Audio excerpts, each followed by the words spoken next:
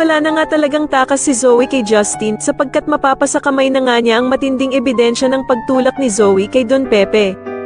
Kaya naman ay hindi nga malaman ni Zoe ang kanyang gagawin at dito nga ay manginginig at maiiyak na nga lang ito sa sobrang pagkatakot nito.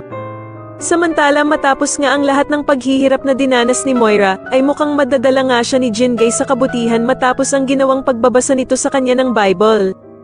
Kaya naman ay magugulat ang lahat sa muling paglabas ni Moira sapagkat tila magbabago na nga ang ugali nito at mas pipiliin na nga lang niyang gumawa ng kabutihan.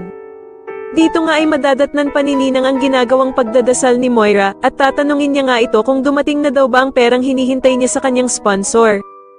Subalit ikakabigla naman nila ang isasagot ni Moira dahil sa hindi na nga daw siya gaganti sa kanila dahil sa nagbago na nga daw siya at hindi na siya gagawa ng masama.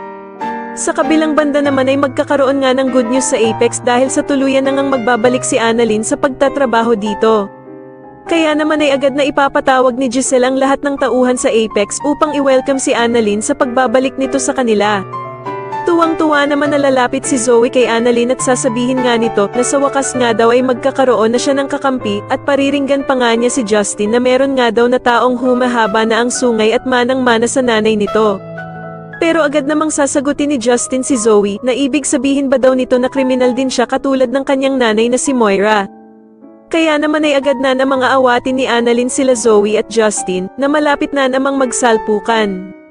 Samantala ay ikakagulat nga ni Doc Carlos ang biglaang pagpunta ng ex-wife niyang si Irene Benitez sa East Ridge kaya naman ay agad niya itong tatanungin kung ano daw ang ginagawa nito dito.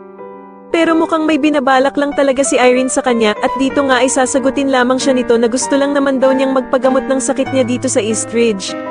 Sa kabilang banda naman ay meron na naman niyang bagong pasyente na dadalhin sa Apex at bagong makikilala ni Annalyn at eto nga ay si Carla na magpapa-opera sa kanya ng kakaiba nitong sakit.